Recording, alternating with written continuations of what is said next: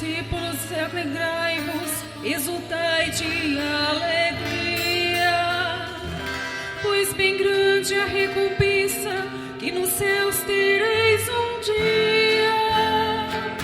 Aleluia, aleluia, aleluia, aleluia, aleluia, aleluia. O Senhor esteja convosco. Proclamação do Evangelho de Jesus Cristo segundo Mateus. Glória a vós, Senhor. Naquele tempo, vendo Jesus as multidões, subiu ao monte e sentou-se. Os discípulos aproximaram-se e Jesus começou a ensiná-los. Bem-aventurados os pobres em espírito, porque deles é o reino dos céus. Bem-aventurados os aflitos, porque serão consolados. Bem-aventurados os mansos, porque possuirão a terra. Bem-aventurados que têm fome e sede de justiça, porque serão saciados. Bem-aventurados os misericordiosos, porque alcançarão a misericórdia. Bem-aventurados os puros de coração, porque verão a Deus. Bem-aventurados os que promovem a paz, porque serão chamados filhos de Deus. Bem-aventurados os que são perseguidos por causa da justiça, porque deles é o reino dos céus. Bem-aventurado sois vós quando vos injuriarem e perseguirem e mentindo disserem todo tipo de mal contra vós por causa de mim. Alegrai-vos e exaltai, porque será grande a vossa recompensa nos céus. Palavra da salvação. Glória a vós, Senhor. Felizes os pobres em espírito, porque deles é o reino dos céus.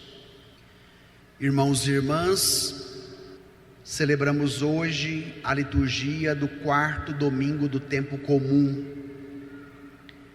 E somos agraciados pela força da palavra que vem ao nosso encontro, de maneira muito especial, o evangelho que nós acabamos de ouvir. Este trecho, Mateus capítulo 5, versículos de 1 a 12,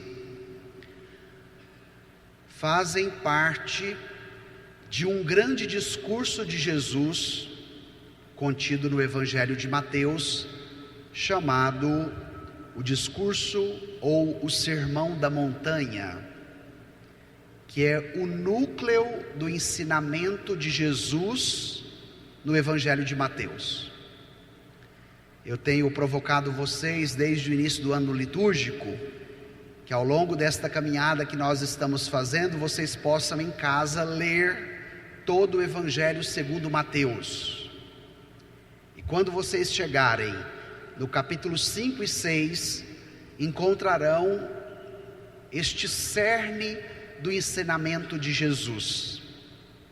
Ele sobe a montanha, assumindo agora a sua missão de ensinar, como Moisés subiu ao monte para receber as tábuas da lei e depois instruir o povo na fé. Agora Jesus, o novo Moisés. E por que é novo? Porque ele não apenas recorda uma lei recebida no passado, mas Jesus é por excelência a lei viva. E as bem-aventuranças é um convite constante a cada um que escuta o ensinamento de Jesus a 3 atitudes. O que o evangelho de hoje pede a mim e a você diante das bem-aventuranças? Primeira atitude, superação de si mesmo. Segunda atitude, denuncia a mesquinhez e a infidelidade. E a terceira atitude, a oferta da misericórdia de Deus a todas as pessoas. Então vai ser nesse sentido que nós vamos mergulhar neste texto do Evangelho tão importante e tão profundo. O Papa Bento XVI, no seu livro Jesus de Nazaré, vai dizer que o Sermão da Montanha não é um ideal ético inalcançável, mas é a autorrevelação do próprio Jesus. Bento XVI afirma que se você quer conhecer Jesus, você precisa das bem-aventuranças. Por quê? Porque elas são um retrato do interior de Jesus. Ele é por excelência o pobre em espírito, o aflito, o manso, o que tem fome e sede de justiça, o misericordioso, o puro de coração, aquele que promove a paz. E estas bem-aventuranças hoje nos são muito necessárias diante do contexto que nós estamos vivendo.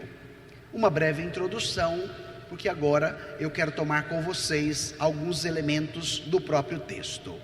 Se você tem o folheto em mãos, voltemos ao Evangelho de hoje. Mateus 5, vamos tomar os versículos 1, 2, 3 e 4. A primeira parte das bem-aventuranças. Encontraram aí? Vamos juntos? Naquele tempo, vendo Jesus as multidões, subiu ao monte e sentou-se. Os discípulos aproximaram-se e Jesus começou a ensiná-los. Bem-aventurados pobres em espírito, porque deles é o reino dos céus. Bem-aventurados aflitos, porque serão consolados. Paremos aqui. Jesus senta porque ensina com autoridade. Aqui nós temos a didaqué, o ensinamento de Jesus para os discípulos. Por que é importante nós nos atentarmos a este detalhe? Porque nós estamos aqui como discípulos dele. E neste caminho do discipulado, qual deve ser a nossa predisposição interior? Acolher o ensinamento de Jesus que vem até nós através das bem-aventuranças. A palavra bem-aventurado significa feliz. E se nós tomarmos estas duas primeiras bem-aventuranças, todas elas, as duas primeiras, nos apontam para uma necessidade. Vocês observaram isso? A primeira bem-aventurança, pobre em espírito. E a segunda bem-aventurança, os aflitos. Permitir com que na necessidade nós sejamos alcançados por Deus. Repito, permitirmos que no momento da necessidade nós sejamos alcançados por Deus. Pode ser que a necessidade cause em nós muitos desarranjos interiores, muita ansiedade, talvez desordem, e tantos outros sintomas que poderíamos citar do que a necessidade gera no nosso interior. E as bem-aventuranças, como um caminho pedagógico, quer te convidar diante da sua necessidade. Experimente o que o Senhor tem para a sua vida. Observaram também que após cada bem-aventurança existe um porquê? Bem-aventurados os pobres em espírito, porque deles é o reino dos céus. Bem-aventurados os aflitos, porque serão consolados. Qual é a nossa dificuldade? A gente põe o foco na necessidade e esquece do porquê. E hoje o Evangelho quer fazer conosco um exercício de conversão, que diante da necessidade você não se esqueça do porquê, da consequência que aquela realidade pode gerar na sua vida.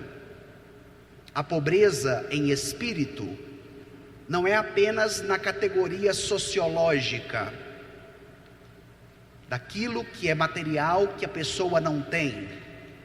A pobreza em espírito diz respeito a um desapego radical no qual a pessoa confia em Deus.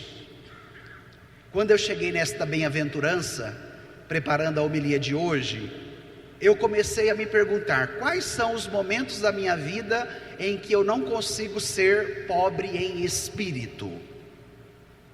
Que eu não consigo viver este desapego radical para que eu possa confiar inteiramente em Deus. E por que desta pergunta? Para que o Evangelho possa nos educar, possa nos ensinar, principalmente na virtude da confiança. Esta atitude da pobreza em espírito fundamenta em Deus e não na pessoa. E talvez hoje nós vivamos o contrário. Nós confiamos muito mais em nós do que em Deus. E a pobreza em espírito é uma virtude que vai te ajudar a confiar mais em Deus do que em você. Conseguem perceber como a palavra de Deus, ela é prática, ela é para a vida? E para que isso aconteça, nós precisamos abrir o coração para acolher o ensinamento, para acolher a palavra de Jesus. Depois, a segunda bem-aventurança, os aflitos. Todos nós, ao longo da nossa vida, passamos por muitas aflições. Talvez você esteja até hoje aqui nesta missa, aflito, diante de alguma situação que você está vivendo. Não permita com que a sua aflição condicione a sua vida, mas permita que diante dela você seja alcançada pela força do Evangelho, e que a consequência da bem-aventurança possa ter mais força do que a necessidade, do que o problema, do que a angústia. Bem-aventurados os aflitos, porque eles serão consolados. Diante da sua aflição, busque o seu consolo no Senhor. Nós tendemos muitas vezes, diante da aflição, buscar o consolo nas coisas deste mundo, na comida, na bebida, nas pessoas, nas coisas, e de repente isso não é capaz de saciar a nossa busca interior.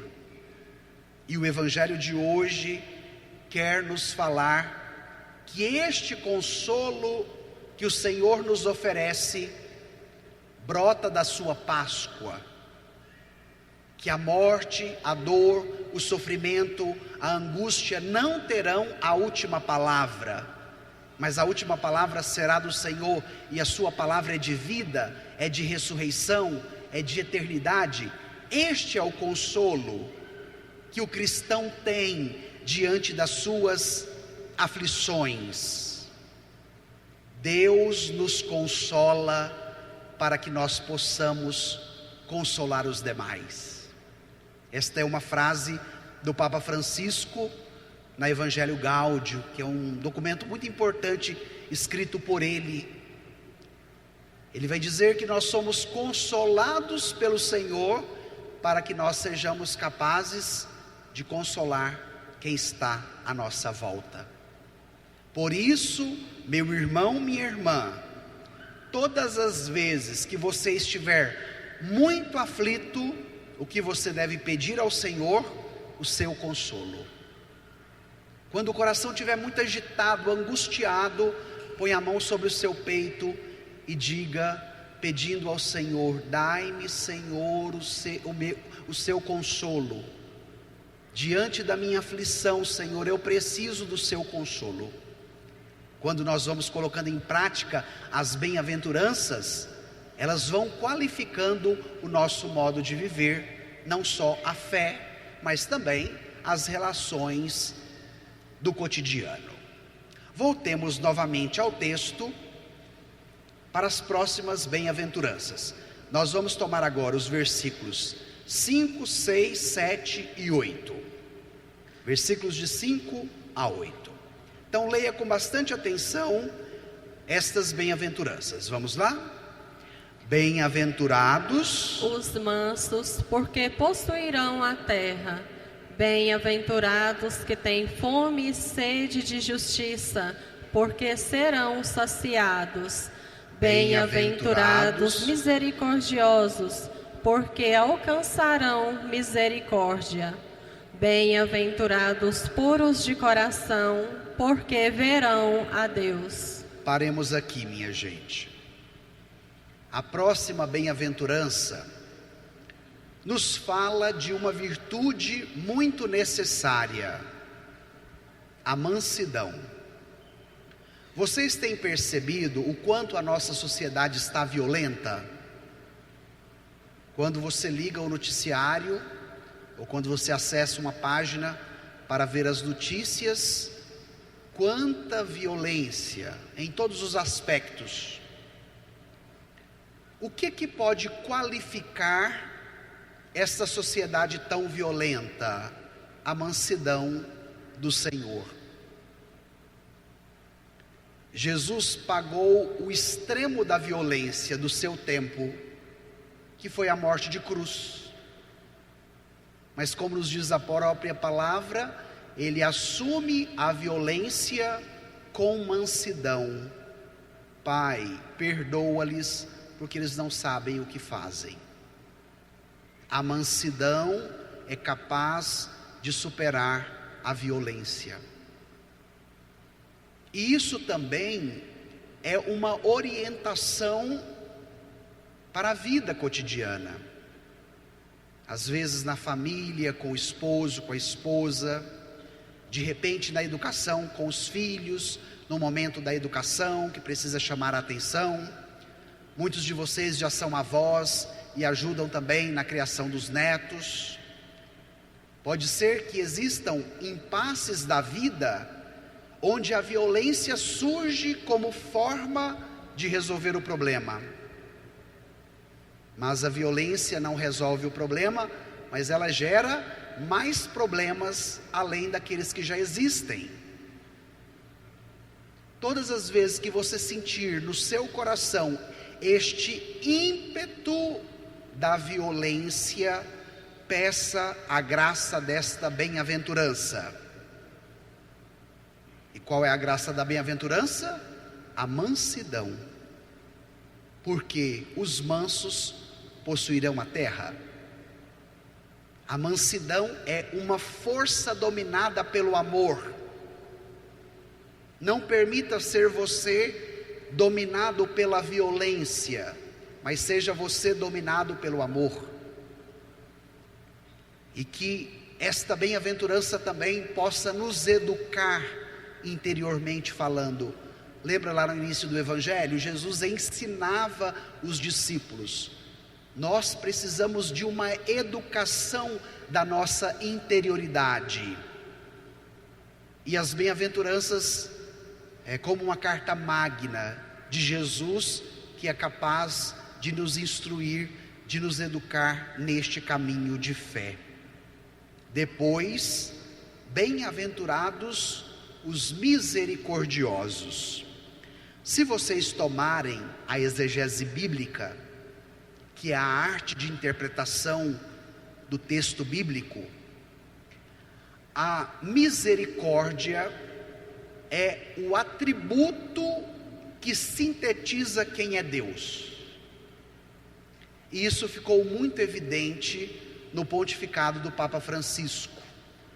Podemos considerá-lo como o Papa da Misericórdia, porque chamou a atenção da igreja em muitos aspectos a vivência da misericórdia. Por quê? Porque a misericórdia é o atributo que sintetiza quem é Deus.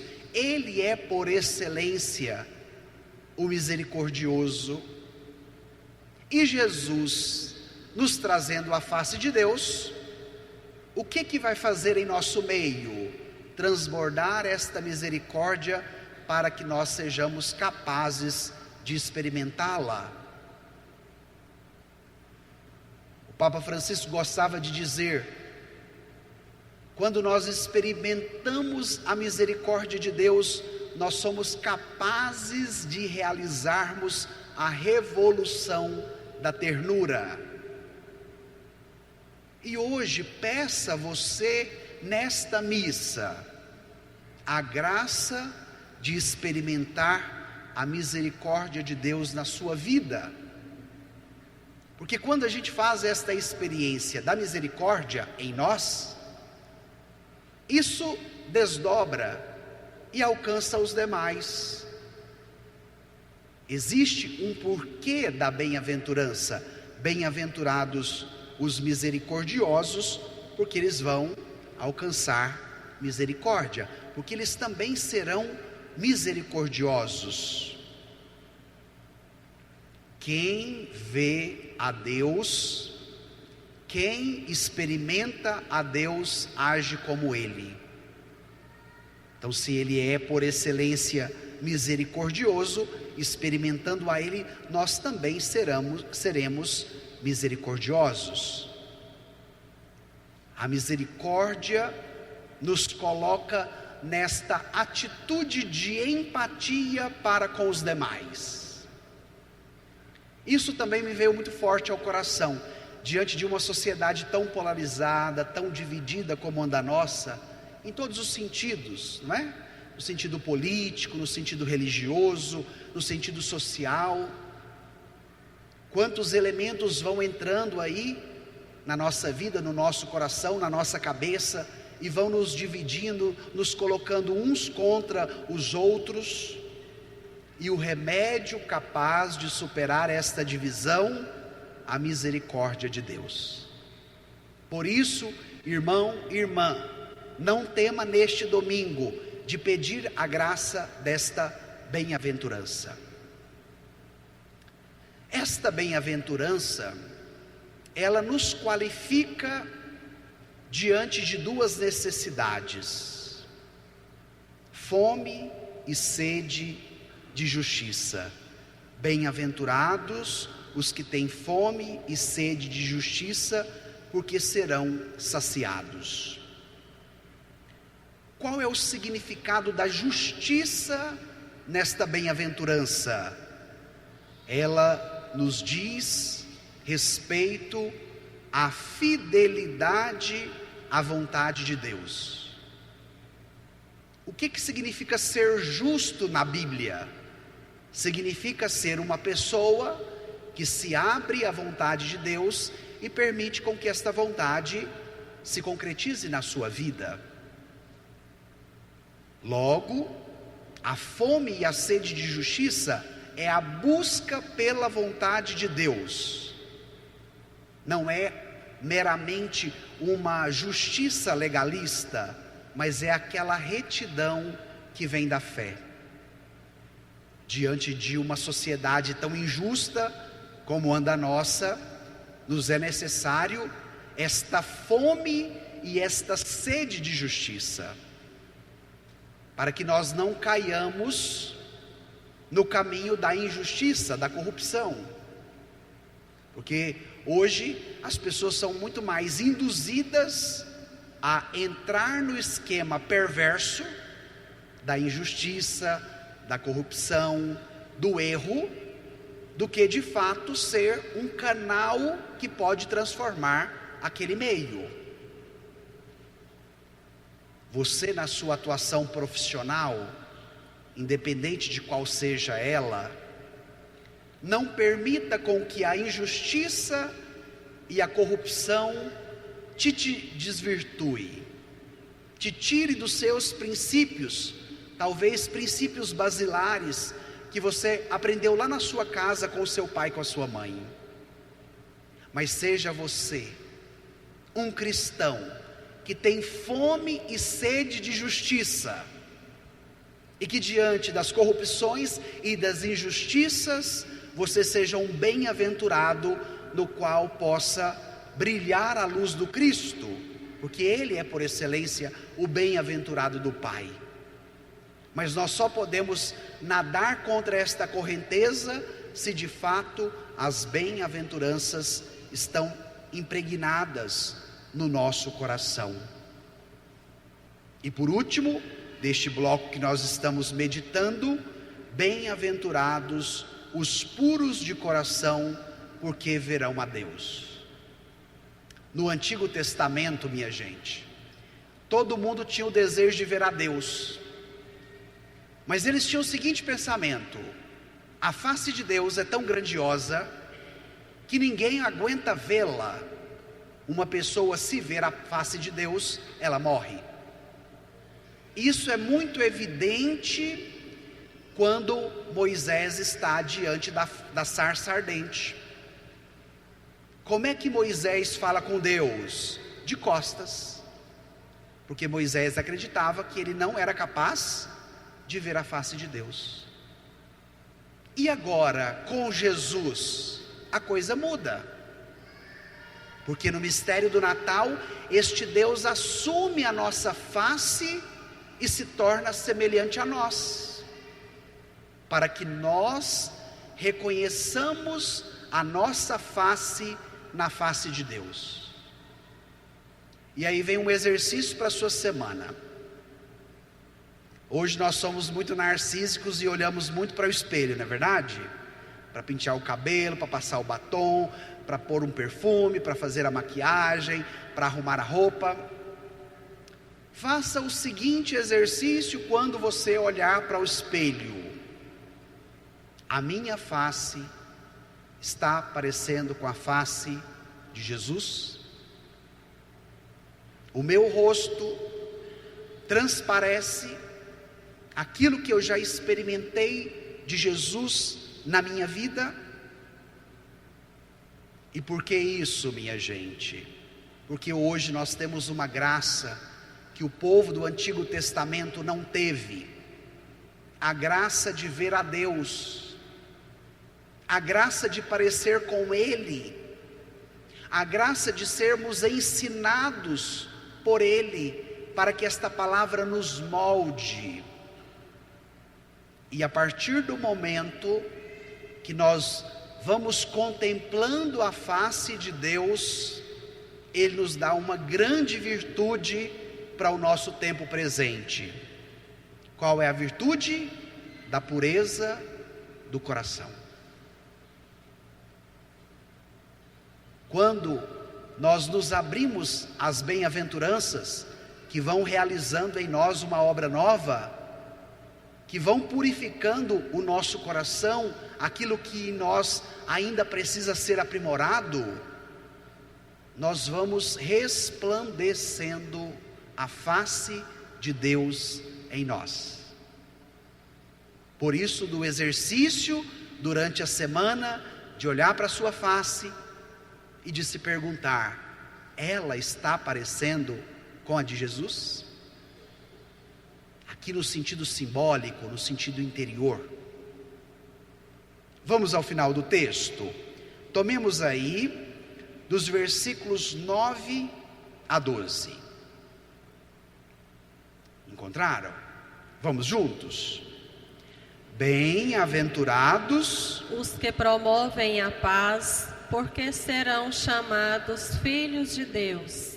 Bem-aventurados os que são perseguidos por causa da justiça, porque deles é o reino dos céus.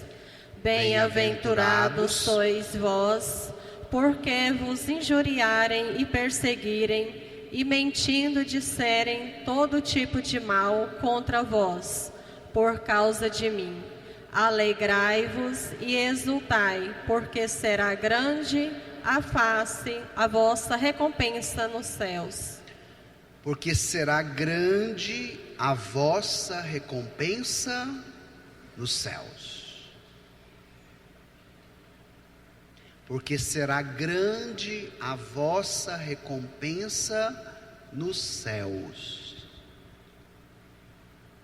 As bem-aventuranças transcendem a nossa materialidade. As bem-aventuranças abrem um horizonte para o eterno, para aquilo que não passará, que é para sempre. E nós precisamos estar imbuídos deste espírito, que o caminho que nós fazemos como bem-aventurados não é para receber a recompensa do outro, não é para receber a recompensa do padre, do esposo, do irmão da comunidade, do coordenador da pastoral, mas é para receber a recompensa do Senhor. E qual é a recompensa do Senhor? O reino dos céus. Enquanto no Antigo Testamento o povo de Israel esperava o Messias, que iria estabelecer o reino davídico, ou seja, o reino de Davi, Jesus como Messias nos dá o reino dos céus, que é muito maior do que o reino de Davi, que era um reinado político, uma monarquia. E hoje, infelizmente, muitos católicos lutam com a espada da fé muito mais numa linguagem política do que em vista do reino dos céus. Minha gente, não permita com que a perversidade política perverta a sua fé. Não seja presa fácil de conteúdo religioso vinculado a conteúdo político para te iscar. Mas permita ser educado pela força do Evangelho, que hoje vem ao seu encontro através das bem-aventuranças, para que nós sejamos promotores da paz, e não promotores de divisões, porque eu penso de um jeito, o outro pensa do outro, porque eu sou de um partido, o outro é de outro, porque eu gosto de um político e ele gosta de outro. Como nós estamos vendo a nossa sociedade tão polarizada. Façamos um caminho de bem-aventuranças na nossa vida, como bem-aventurados, que seja capaz de superar as divisões e nos ajudar na promoção da paz. Porque quem promove a paz será chamado como filho de Deus. Porque a paz é capaz de unir. E quem promove a divisão vai ser chamado filho de quem? Do diabo. Sabe qual que é o significado da palavra diabo? Aquele que separa. Então, quem causa a divisão realiza a missão do diabolos, uma palavra que vem do latim, que significa aquele que separa. Agora, bem-aventurados os que promovem a paz, porque serão chamados filhos de Deus. E por fim, Jesus pontua para os discípulos: turma, prepare-se, porque o caminho não vai ser fácil.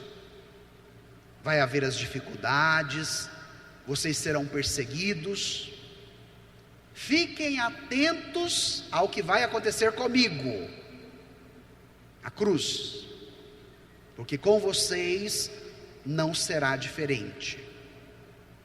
Mas Jesus, na sua pedagogia, revela na última bem-aventurança o destino do discípulo fiel que não desiste diante da perseguição. E qual é o destino? O reino dos céus. O caminho das bem-aventuranças culmina na finalidade última do discipulado e da vida cristã. A perseguição aqui não é apenas fracasso, mas é fidelidade ao reino de Deus que eu aderi na minha vida. O Papa Francisco falava de uma perseguição educada e silenciosa do nosso mundo atual à fé cristã, e que a gente precisa estar atenta a ela, para que em meio a todas estas turbulências, a nossa fidelidade ao Senhor persevere, e assim nós sejamos dignos de recebermos também a sua recompensa. Alegrai-vos e exultai, porque será grande a vossa recompensa no céu. Caríssimos irmãos e irmãs, que nesta manhã de domingo as bem-aventuranças nos ajude no nosso caminho de fé e de santidade. Louvado seja o nosso Senhor Jesus Cristo. Para sempre seja louvado.